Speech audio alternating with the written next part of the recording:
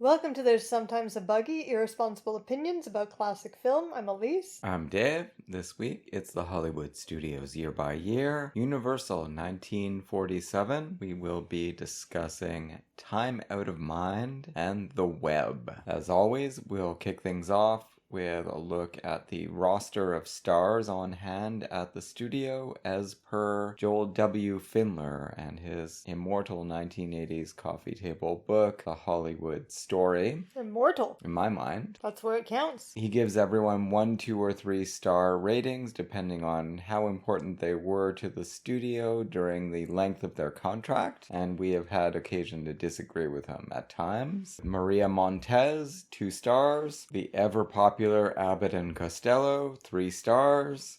Donald O'Connor, 2 stars. Sabu, 1 star. Yvonne DiCarlo, 2 stars. Dan Duria, 1 star. Ooh. Burt Lancaster, 3 stars. Shelley Winters, 2 stars. Marjorie Main, 2 stars. That's a result of The Egg and I, which was, I think, the biggest hit in America that year. And Ma and Pa Kettle were a big reason why. And last but certainly not least, the great Deanna Durbin, 3 stars. Clive Hirschhorn's The Universal Story. He's going to tell us what he thought of our first film, Time Out of Mind. British actress Phyllis Calvert made an undistinguished Hollywood debut in Time Out of Mind, a soporific drama about a young New England musician whose seafaring father, Leo G. Carroll, thoroughly disapproves of his son's artistic vocation. Miss Calvert played a maid in the household, and it was her role in Abram Finkel and Arnold Phillips' screenplay, based on the novel by Rachel Field, to see that the son, played by Robert Hutton, fulfills his natural talents. Working to the same end was Ella Raines as Hutton's sister. The film failed to gel, due largely to weaknesses in the central characters, though Janet Shaw, Helena Carter, and John Abbott, as a music critic, offered sturdy acting support. Also in the cast, Eddie Albert, Henry Stevenson, and Samuel S. Hines, whose last film for the studio this was. It was produced and directed by Robert Siodmak. That review is insufferable. I do feel like there's something missing in this movie. No, I really liked it. Really? Yeah, I liked it better than The Web. Well, I've read one Rachel Field novel, and I mean to read others, including this one. I really enjoyed And Now Tomorrow. Could not help but feel that the novel would give us so much more of a window onto, what is going on with Ella Raines' character? Well, yeah, that character really is undeveloped. She's not in the novel, I'm sure. Yeah, of course. And I don't know, maybe there's more incesty stuff in the novel. You can get that into a screenplay in Hollywood at this time. For example, in Siodmak's Strange Affair of Uncle Harry, so I don't know why they didn't go there in this instance. I was actually really gripped by the Gothic melodrama and by this woman's determination, like that Mizoguchi movie that we watched, Story of the Last Chrysanthemum, which of course is a masterpiece, considered one of his greatest films, and this isn't that, but it's a similar idea in that this maid, this woman of the lower classes, develops this fixation on a talented spoiled brat and decides that come hell or high water she is going to shape him into the great artist that she herself can't be, which is implicit, but you have to imagine that's what's going on here psychologically, because otherwise why would she put up with this much shit? I enjoyed the madman in the attic angle on this character, the question of, we're kept in suspense for a good third of the movie, and the weakness of the actor, not necessarily as an actor, because he was very good in the drunk scenes, but the weakness of Robert Hutton as a leading man really works to the advantage of the film. Yeah, so we're thrown into suspense as to, is he just a useless spoiled brat? Or does he have this potential that Phyllis Calvert sees in him? And is he insane? Is he an abuser? Well, he's that anyway, but is this a result of his head injury, his behavior? None of that's really answered, but I don't feel like it really needs to be either. More interesting to have all of these different perspectives on him, because it really doesn't matter in the end as long as she gets what she wants out of him. Also, the cinematography... Sure, it's beautifully shot. ...is stunning, yeah. And there was some serious music composed for this film by two serious composers, Miklos Rosa and Mario Castelnuovo Tedesco, who convincingly represent the romantic expressionist talents of Robert Hutton's character. In the style of Debussy. Everything that he couldn't become, that his father wanted him to be, this whole world that he hails from, that he's rejected. He puts all of that, all of New England and the sea, he puts all of that into his masterwork in the end. So it becomes a Little Woman type story where he has to find that autobiographical meaning within himself to become a true artist. Yeah, which is interesting because he definitely calls to mind Laurie as well from Little Women. You think? How so? Well, he's a basically failed artist who comes undone in Europe. Well, Laurie never came this undone. No, because he's got some marches around to pick him up. In the final analysis, Kate does play the same role with him, except that in Little Women, Joe is the one that actually has the artistic triumph. In this one, no, it's everyone maneuvering Laurie to actually do something. In Alcott, I mean, he just becomes a banker. True. And Amy is proud of him for doing that. No, it's a story, as I said already, it is a story of this woman of the lower classes deciding to live through this upper class man who has opportunities that she does not. But also, the sister is trying to do that. Well, I don't know what the sister's trying to do. That character is... You just know the book is full of incredible stuff with that character and they just threw it all out. That's my guess. That character is definitely the weakness of the film, and it's unfortunate because obviously Ella Rain's interesting screen presence. It's not her fault. I mean, she's doing what she can, but they're giving her nothing. She stands up to her father at the beginning. It seems like it's on track there, and then it really gets derailed, and at the end she's acting crazy and jealous of Kate. You really have to write your own backstory there, because the movie gives you none of it. Siodmak dismissed this movie completely, although he said he did have fun with the cinematography, with the visuals, and clearly somebody put a lot of effort into the music. Yeah, but they just didn't do anything with the screenplay. No, if Siodmak had given more of a shit, or maybe if they'd had stronger writers on it, maybe it could have been much better. But all I know is that it looked great. The tropes kept me interested. I thought Phyllis Calvert was very good. I found her very likable. We talked about the Gainsborough melodramas before. That is what she hailed from. She always played the good girl. She's at it again in this one. No, the good girl usually isn't the lead of those films. No, because it's Margaret Lockwood. Raising Hell. So this was an attempt to put her over in Hollywood. It didn't work. The movie sank like a stone. And she hated Hollywood too. So it was mutual. It was mutual. She went back. I had no problem with her, or really with anyone as an actor in the film. I really thought this screenplay let everyone down. I guess. I don't know. I was carried along by the fun of the Gothic melodrama and by the visuals. I thought the whole sequence where she's hiding him and he's going on an insane bender was incredibly intense. Yeah, that was great. Eddie Albert breaks in. Yeah, they confront her. She's acting like they've interrupted a satanic ritual and they have to leave and they're afraid for her and she's obviously not afraid. She's subjecting herself to actual abuse and the possibility of much worse, up to and including him killing her. True, but she doesn't seem worried about it. No, it doesn't matter because, she's engaged in this transcendental project. If she sacrifices her own life, who cares? There are big stakes here. And she's betting it all on this project. And finally, this other servant who is vocalizing throughout, the general perspective on this spoiled brat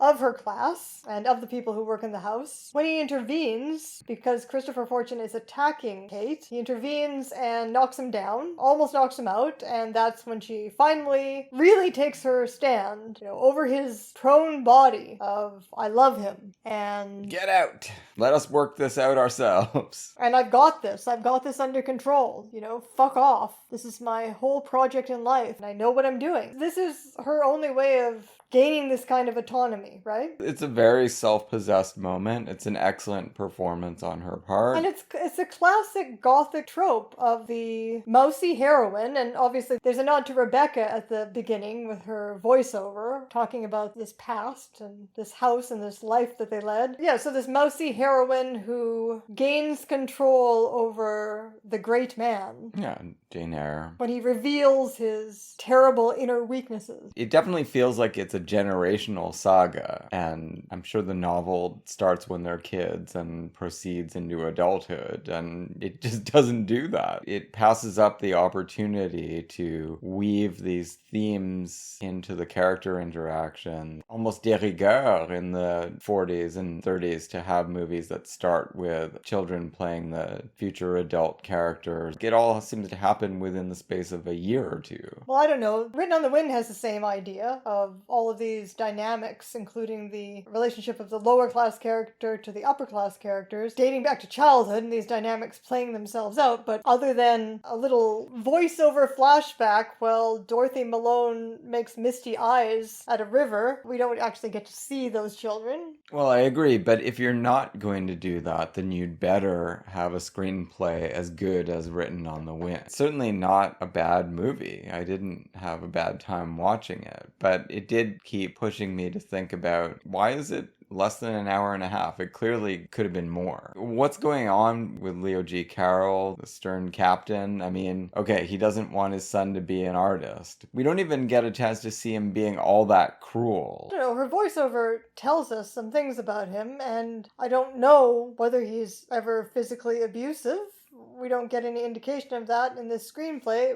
What she does talk about is him suppressing all emotion. And I mean, we do see some of that psychological cruelty when his son has suffered this terrible injury and might be about to die, and he wants the party to proceed as usual and no one to even go up and see him. You gotta be stoic about it, and he keeps pointing. He's got one paralyzed arm, and he's like, that's just, what the sea does. You gotta take these things along with the good of being a prince of import-export. Because they live in a palatial estate on the coast of Maine. And the setting is late 19th century. It's not set in the present day. I found the movie very dynamic, and the fact that it's so short was probably helpful in that regard. This is the biggest role I've ever seen for Janet Shaw, who makes an impression when I see Shadow of a Doubt. She's the old school friend that admires the ring that young Charlie is wearing. Here she's a sulky member of the service staff that everyone kind of takes out their frustrations on. Quite an interesting portrait of the house staff. There are a lot of politics going on there.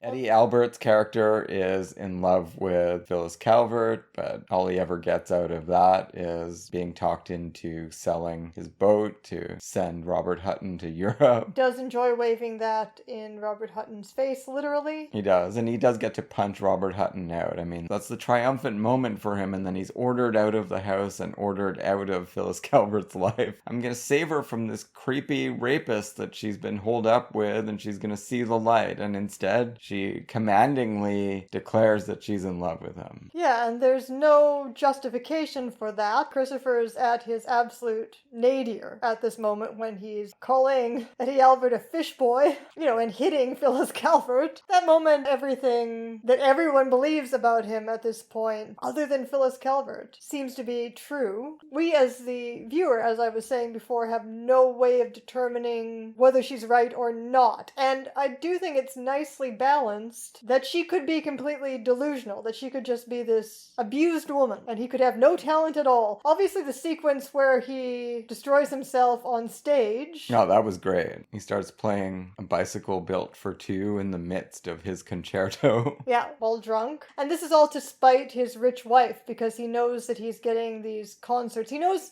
that he's writing shit, as he tells Kate, and he's only getting these opportunities because of his rich wife. Yeah. The question is, and I think all the way back, a whole of mirrors of tropes that includes Louis Jourdan in Letter from an Unknown Woman. Is he being so hard on himself because this is part of the perfectionism of genius, or does he just understand his limitations? Does he understand that he just is a spoiled brat? I mean, he's gone from being spoiled by his family to being spoiled by his rich wife. But he's not really a spoiled brat. He is a person raised in the lap of luxury to some extent, but also clearly abused from the moment he was born by his father, Right. who thinks he's less than a man and is trying everything he can to shape him into a stern sea captain, and it's just getting worse and worse. So he's suffered untold psychological assaults before the movie even starts. So all these tropes I know so well from good and bad and classic and popular women's Gothic fiction. As much as they fascinate me, even in this movie as it is, they probably are much better developed in the novel, including this whole history of the main character's abuse and trauma. Yeah, the worst thing that the movie's done, and you agreed. Really, they should not have the Ella Raines character in this movie, because clearly she's doing something in the novel that they don't have time for in the movie. So they need to get her out of the story entirely. Yeah, she has absolutely. no function in this And story. they certainly should not have cast Ella Raines in it. No. Ella Raines, who looks more beautiful in this movie than I've ever seen her in any movie, because of her weird screen presence, which we can talk about some more when we look at the web. And because, I don't know, she's usually tailored in a bit of a mannish way in that... Well, because she's always playing a career woman. Kind of influenced by the Hawks Bacall model. But here she's allowed to be more feminine in appearance, and she's just absolutely magnetically stunning, and she's a star of a sort. She's the biggest star in this movie, and there's just like, nope, nothing there. I guess they just said, well, we gave you some dresses. What else do you want? The wife has more of a function than she does. Yeah, I didn't recognize that actress at all, but she was fine in her petulant role. So the great question of this movie is, why didn't they go for the incest? It's a good question. Why didn't they go for the incestuous triangle? Why not? When I finally get around to reading the Rachel Field novel, I'll let you know if that's in there. I mean, I think It's strongly hinted at. we're reasonably certain I'm going to find it in there when I read it. Well, her having an incestuous passion for her brother anyway. The other characters talk about this all happening in the past, right? Where Ella Raines has been a jerk to Kate as she's growing up because there's been this rivalry over this brother. But we don't actually ever see her be a jerk. No, not until the end, when she's very angry that Kate and Christopher are at the house alone. Yeah, and we see Kate being very nice to her at the beginning of the movie when Christopher is injured. Yeah, it's just not built up at all. I kept assuming that this brother-sister relationship was going to turn into something in the course of the movie, and then I just got distracted by the plot line that was working. Yes. And then I was so into that. I was so interested in the movie's use of the Gothic melodrama tropes and the visuals and the dynamism of the visuals that I just didn't care. Well, I think, dear listeners, Elise has shown you the way to watch this movie to best effect. I don't know that I feel a need to read the novel. I've got a really long list of books to read. I guess I've had enough experience with these tropes. I don't know that I really need to experience them again. If you're going to read it, Dave, you'll have to let me know what you find. Yeah, one day I'll report on it. I loved And Now Tomorrow. It was really good. Of course, I loved the movie too. Well, what are the other adaptations that we've seen? All This in Heaven too. I mean, that's an amazing movie. I don't know what the book is like, but I imagine it's good. Can't really see how the central couples of these different Rachel Field adaptations, I can't really see how they relate to each other. Well, she certainly got an interest in class and mismatched lovers on class lines. I mean, All This in Heaven 2 is about Betty Davis, who's a governess in love with a duke. But that's a pretty common trope. It is. And Now Tomorrow is Alan Ladd, the lower class doctor, who has this strange relationship developing with the richest woman in town who runs the mill. That's a little more unusual. And the book is really detailed about the progress of the town, and it talks about labor agitation going on through the late 20s and 30s. We should say a kind word for John Abbott, because he was really good as the music critic. We'll see him again. Right, so he has quite an instrumental role in the movie. He's in both of our films this week, as is Ella Raines. Despite being absolutely disgusted by Christopher Fortune's initial self-sabotage on stage, he allows him to have another chance when nobody else will. Well, he's charmed by Phyllis Calvert and by the music. Well, yeah, definitely. So she manages to use her clever pluck to contrive a way back into this critic's good graces. She enlists the aid of a hansom cabman, but right. we don't really ever see how that was arranged. I guess you don't need to. It doesn't matter at all. It is interesting, though, given what you were saying about Rachel Field's interest in class, that a point is made of the fact that the cabbie decides to see the performance. Well, yeah, and he identifies a bunch of ruffians who've been brought in by the estranged wife to sabotage the performance. There's a little bit of class solidarity there between the two, or this would not have been able to be accomplished. Maybe more of this in the novel. All right, let's hear now what Clive Hirschhorn thinks about The Web. An incisive screenplay by William Bowers and Bertram Milhauser, based on a story by Harry Kurnitz, was the saving grace of The Web, an otherwise routine tale of a young attorney, Edmond O'Brien, working together with a police lieutenant, William Bendix, to trap wealthy industrialist Vincent Price, who has employed O'Brien as a bodyguard, and to draw from him a confession of 2 murders as well as details of a $1 million theft. Making his directorial debut, Michael Gordon kept up the pace and quality of the screenplay and coaxed more than passable performances from a cast that was headlined by Ella Raines as Price's secretary and O'Brien's romantic interest, along with Maria Palmer, John Abbott, and Fritz Lieber. Jerry Bresler produced. What is he talking about, directorial debut? There's several movies directed by him before this. Clive Hirschhorn, you are wrong. Such distinguished movies as Crime Doctor. Well, those are big. The Warner Baxter series. There's one of those. So he's directing for Columbia before this. So maybe it was his Universal debut. But that's not what Clive Hirschhorn said, is it? No, he's often wrong. So let's talk about the director for a minute. His filmography is all over the place. So after The Web, he does Another Part of the Forest. I love that movie, a prequel to The Little Foxes. That one is distributed by Universal. Oh, I can get it for you wholesale. That is on our list to explore in the future. So we watched a documentary. We watched a few documentaries about the Blacklist, and then added a whole bunch of movies by blacklisted screenwriters. Like a whole series on that, a few decades down the road. And we also watched some interviews with blacklisted screenwriter Abraham Polonsky, who talked about I Can Get It For You Wholesale, and how he changed the material, the source material, to make this more of a feminist Marxist movie. So I'm very much looking forward to seeing this. I've never seen it, starring Susan Hayward. Secret of Convict Lake is supposed to be good too. Right. Was he blacklisted?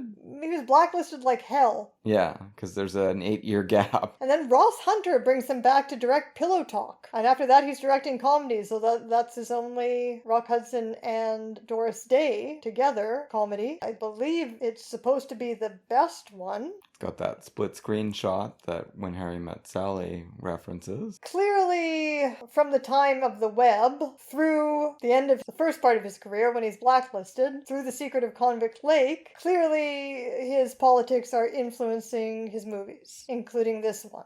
I didn't see anything in the pages on William Bowers or Bertram Milhauser, the screenwriters, to suggest that the social justice angle and implicit critique of capitalist greed in this movie are the result of anything they contributed. Certainly a big aspect of this film. We've got proletarian hero Edmond O'Brien bursting into the boardroom of a multi-millionaire corporation. Right, and the person who's credited with the story, Harry Kurnitz, was known for swashbucklers for Errol Flynn and comedies for Danny Kaye, so also not sounding like that came from him. Well, you never know. Some of those swashbucklers are fairly political, the Warner Brothers ones. Captain Blood. We have no definitive proof here, but we're probably safe to attribute those aspects of this film to Michael Gordon. Well, he was on board with them, certainly. So we get off to a really exciting start, I think, with tough-talking lawyer trying to force his way into this boardroom to serve a summons. Vincent Price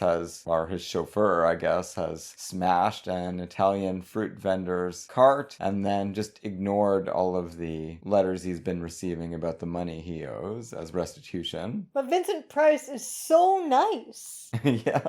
He's so nice about all of this that initially you may think that this was just an oversight, right? It was just because these high-powered lawyers were getting in the way of his capitalist compassion. Right. It's not the king who's the problem, it's the king's ministers. Right. And the lawyers are right there in the boardroom as Edmond O'Brien badmouths them and Vincent Price introduces everyone. Both of these movies look great, but for me, the biggest selling point of this movie is the cast. It's a very good cast. I thought this was terrific. I've never seen it before. The first scene is a haggard old man getting off a train being met by a haggard young woman who is expressing solicitude for his condition, and everyone's wondering where Colby is. Colby turns out to be Vincent Price. So the movie tells you from the start, this man is not an evil mastermind who's plotting to kill Vincent Price. No, for sure. Very much the other way around. Our sympathies are always with these underdogs, and Edmond O'Brien will come to stand in for all of them. But then it allows Vincent Price to work his oily magic upon you, right? It's the same year as The Long Night, where he's playing the evil dog act magician who charms Barbara Bel Geddes. There he's a little more transparent to most people. But here, I mean, yeah, he really is great. He doesn't overplay the fact that he's scheming behind the scenes. Not at all. He seems to genuinely like Edmond O'Brien, and they become an odd couple of sorts. He's not hamming it up at all. But No. we'll talk about the details of the performance later. You know, seeing Vincent Price in all of these studio era movies, I just get more and more impressed by him and the range of things that he can do. He's always so great. Yeah. Of course, he has gone on to immortality as a House of Wax kind of guy, but I wish he had continued to make more movies like this. Or, you know, the way he manages to sell the totally implausible trial climax of Leave It to Heaven. His voice! Oh, the voice and the giant physique. Yeah, the 40s is the great era for Vincent Price, although not paycheck-wise, I don't think. Edmond O'Brien, what can we say? He's very lively in this part and very likable. I love Edmond O'Brien, and he was a real asset. I don't know if he was under contract to Universal, but he's a big part of The Killers as well, which was a hit a year before this one. Seems like he's probably under contract because he does The Double Life next. He does another part of The Forest. Why the hell isn't he in Joel W. Finler's chart? Again, we'll never know. What is Finler thinking? William Bendix in an unusual role for him. Oh, he was so good. Speaking Italian in that chess bar. And Ella Raines Oh, she was great in this movie. doing her whatever the hell her Ella Raines thing is. A male named executive secretary to Vincent Price. Not even Noel. Nope, Noel. Yeah. I feel like she still kind of, obviously not to the extent of Time Out of Mind, but still kind of didn't get quite enough to do in this movie. She gets some nice scenes with Edmond O'Brien. She gets to, you know, just deliver her screen presence, but she's not brought into the plot in a way that's satisfying. She's really kept out of the loop a lot of the time. They're using that because they're terrifying you and Edmond O'Brien with the possibility that she's involved in it. Yeah, obviously. That puts a limitation on her character. It does ultimately because they decide to go for the happily ever after story where she's not a femme fatale. Actually, I meant more that it puts a limitation on her character in that she could have gotten more involved with Edmond O'Brien's attempts to uncover what's really going on. One thing that she does get to do is be duped by Edmond O'Brien. I mean, he's the one acting like a femme fatale, wheedling information out of her and using it and just totally fucking her over by walking in and giving this description of the counterfeiter that only she could have given him, and everyone knows it. He doesn't know the counterfeiter's dead. Well, and neither therefore does Vincent she. Price is not going to get fooled. Because nobody knows that Vincent Price is just knocking everybody off. Well, that's what He's you acting do. like Kathy from Out of the Past. He's not happy about it, but he's got no compunctions about doing it either. Yeah, other than he's a little bit regretful about having to knock off Ella Raines. Well, no, he wanted to go to Paris with with her. I guess her character is interesting the way she's situated. I mean, she lives in his house. She's his private secretary. They They're going to go off to Paris. Obviously, they're sleeping together, but the movie wants her to be a good girl, ultimately, so that can't be emphasized too much, because she's deeply morally compromised here. And she's never really cleansed the way that kind of femme fatale usually is. Maybe that's because Michael Gordon just isn't interested in that kind of plot. But... Well, exactly. Within the terms of the code, she definitely admits that they've been sleeping together and says, don't let it worry you, Edmond O'Brien. I mean, if I decide I like you, it's not going to affect anything, right? We were sleeping together. I don't want to hear you keep talking about it. And he doesn't. And he doesn't think any less of her either. Well, yeah, not only that, but it turns out that she's been sleeping with a psychopathic murderer. She doesn't know that. And nobody makes a big deal of that at the end. Normally that would be a pretty bad stain on you. It's a bad stain on Robert Mitchum that he was doing that and out of the past. He's got more of a moral hangover than this movie does. Right? This movie has a class axe to grind. Well, okay, well then get back to that. Providing a little parable about how fortunes are generated through crime and extortion and nefarious deeds behind the scenes. Vincent Price is given to us in the first scene as this majestic person at the head of the boardroom table, but he's amassed all of this over the course of, less than a decade's worth of skullduggery. Mainly he did it by convincing an obviously influenceable old man to embezzle funds, take the fall, and then he's got no intention of sharing the money with this man because he's already invested it in the big corporation that he's running now. Well, this is where I think the movie is unique in the particular application of its critique of capitalism, because the reason Edmond O'Brien is so easily duped into killing a man is because he's given this offer of money and he doesn't look the gift horse in the mouth. Even though the cop, William Bendix, specifically tells him you should be looking this gift horse in the mouth. No matter how much of a crusader for social justice he may be, like everybody else in this system, he needs money. He will be easily duped. He will be easily psychologically tricked if there's a chance to make easy money. Very large amount that otherwise take him years to make. $5,000 for 2 weeks' work as a bodyguard. And the same goes for Kroner, right? Because he's described by his daughter as the nicest man ever to exist in the universe, but he has gotten involved with this embezzling deal for money. Sure.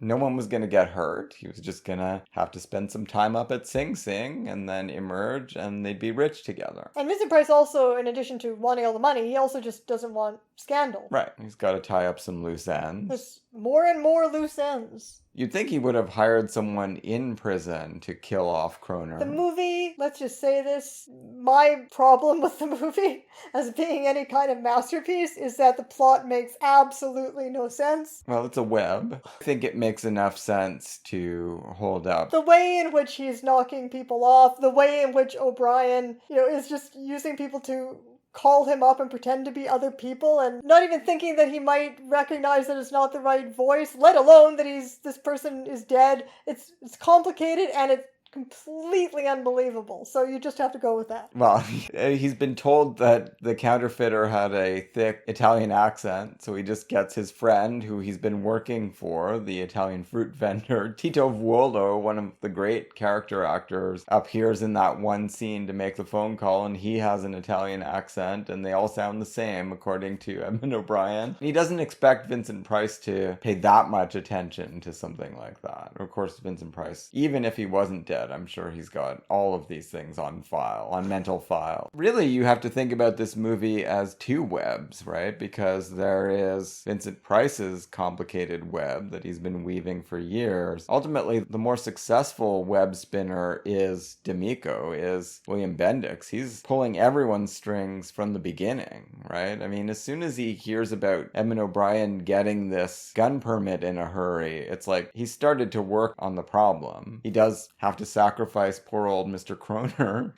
but he's got people following Edmond O'Brien all the time. He's making Edmond O'Brien think that he's on the spot when he's really not, because the police understand what he's been doing the whole time. It's really all an effort to bring Vincent Price to justice on the part of this very canny Italian detective. Like, there's no way out. We're worried that Edmond O'Brien's character, having, in this moment of weakness, gotten involved in murder. Yeah, well, he wanted that money partly because he wants to go out on his own for real and build a practice where he can protect society's underdogs more successfully. He says, so I can sue people like you. Exactly. But yeah, so we believe that he is the noir hero who is being caught in Vincent Price's web, and there's no way out.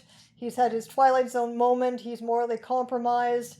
And unless he can somehow prove what's been happening, or prove what was done to him, even if he manages to prove that Kroner was murdered, that's just going to be his own death sentence. Right. And the movie is obviously using that time-honored trope of the clueless police, or the police just want to find a fall guy and put it behind them so that they don't get in trouble in the newspapers. William Bendix is using that trope against us and against Edmond O'Brien in order to get him to do what he wants him to do, which is keep doing crazy things to antagonize and possibly trip up Vincent Price. I guess the only things working against that are, in the course of this podcast, looking at all these studio-era movies, we've more than once seen the trope in noir of the cop who seems too dumb to be true. We saw that in that Lucille Ball noir. Too smart people. Right, well, too dumb to be true, too smart people. Yeah, Lloyd Nolan in that movie is sort of like Bendix in this one. And then the casting of William Bendix, too. If he's not playing a psychopathic thug, he's usually playing somebody likable, right? Well, he's very amiable as he's like, well, sorry, buddy, you're really in a spot here. I mean, I know that you're trying to assuage your conscience, but if you prove what you're trying to prove, I'm going to have to arrest you. Sorry, you're the killer. But also he has to fuck with Edmond O'Brien so much because it is O'Brien having that Twilight Zone moment that does lead to a man's death. Plunges him into this web, right? And I genuinely think Vincent Price had no intention of, railroading Edmond O'Brien into the electric chair. He does seem to like him. He just wants him to do his killing for him, and he thinks nobody's going to be the wiser and they can all go their separate ways. And he wants him to go to Europe with them. Yeah. It's going to be a ménage à trois over there, or a ménage à quatre, because there's John Abbott as well, the butler who's not really a butler, much more of a consigliere to Vincent Price. But yeah, and then for a moment you think this is going to be like Gilda, and he just keeps collecting people that he can use in various ways, holding them with his charisma. Yeah. And he is charismatic, that's the thing. He starts charming you, like I was saying, from the moment Edmond O'Brien bursts into the board meeting. I do like the way that Vincent Price plays. All of this as the butler more and more starts to realize how insane he is and how he's just going to knock everybody off, but still doesn't twig to the fact that he's going to get knocked off too in time. But he's getting more and more worried. He's like, oh, you're just going to kill this person, now you're going to kill this, oh, now you killed him too? Like, it's not feasible, to use Alicia Cook Jr. language. Yeah, just his little twinge of regret, Vincent Price, when he realizes that he's going to have to frame her for this murder. He confides in John Abbott. It's like a slightly troubled little boy or something. It's like, I thought she was going to tell me. If she had, I would have forgiven her everything. Right, and then that's an interesting perspectival moment, because she chooses to side with Edmond O'Brien, although she isn't fully aware, she isn't completely certain which one of them is screwing over which one of them. Let's put it that way. Sure, because he could be some kind of duplicitous blackmailer, but he's not. He's a straight arrow. But it is, she has to really make a decision there, and she knows that she's fucking over Vincent Price, and she isn't fully convinced that she has a reason to at that moment. That's hard. I think she plays it really well. Much better role for Ella Raines. It's not as good as Phantom Lady, let's say. but they did fairly well by her here, unlike in Time Out of Mind. I really enjoyed the scene as well where Edmond O'Brien is confronted at gunpoint in his apartment by Croner's daughter. This is where the real heart of the story comes in, where we find out about this poor, lovable old man who spent his last years in jail and emerged only to be shot by Edmond O'Brien after Vincent Price engineers his frame. And she punctuates the whole thing by telling him he didn't sneak into the brownstone, he was invited. Strange thing to see that scene because, as I told you after we watched it, it was gnawing at my mind that actress reminded me, I guess around the eyes anyway, of Lily Palmer. I wanted to look her up and see who she was. Is she related to Lily Palmer? I find out that her name is Maria Palmer. And I had like a eureka moment, and then I looked further and yes, her name is Palmer, but she has no relationship to Lily Palmer. We've been having a rough time with Universal. Well, last time out was... After leaving the 30s. We've had some weeks that are, She-Wolf of London and The Cat Creeps. So if you're comparing The Cat Creeps to Time Out of Mind, that could explain why my expectations were so low that I thoroughly enjoyed myself. How long did we spend on The Cat Creeps? 5 minutes? Well, Time Out of Mind was a big budget enterprise, from what I could see, right? They really poured a lot. I mean, it looks amazing. Composed a piece of music for it. Yeah, and our choices for these Hollywood Studios Year by Year episodes are not exactly random. I mean, we choose them, but we don't choose them using the same criteria for each episode. Sometimes we go for something thematic. Sometimes we go for famous products of the studio. Sometimes we go for little B movies that turn out to be awful, like The Cat Creeps. And I feel like it's been a while in our Universal episodes since we had anything to get excited about other than Deanna Durbin movies. So I really did feel like this week was a step up. Well, no, that's not true, because we had Cobra Woman and Weird Woman. Those were awesome. Weird Woman was a gem. Cobra Woman, has its points of interest. So looking here at Universal, I was just looking back over what we've done and looking at Universal's output during the 40s. It makes sense that they imported or tried to import Phyllis Calvert because they were distributing the Gainsborough melodramas and related melodramas. Well, Universal is headed for the absolute zenith of its power right after we leave off from our Hollywood Studios Year by Year. They're really the only studio that has a better 1950s than 30s and 40s in terms of prestige and financial rewards. The other studios were falling apart. Universal was kind of coming together as a studio in the 50s. In any case, I was very dubious about this episode, about the movies we're watching for this episode, and I was pleasantly surprised. Yeah, me too. We had a great time, I think. The next week on the podcast, we're going way back to the very beginning, almost the very beginning of American silent film with a quartet of Lois Weber films. Considered, apparently, America Cinema's first genuine auteur along with D.W. Griffith. We'll be talking about Hypocrites from 1915, Where Are My Children, Shoes, and The Blot.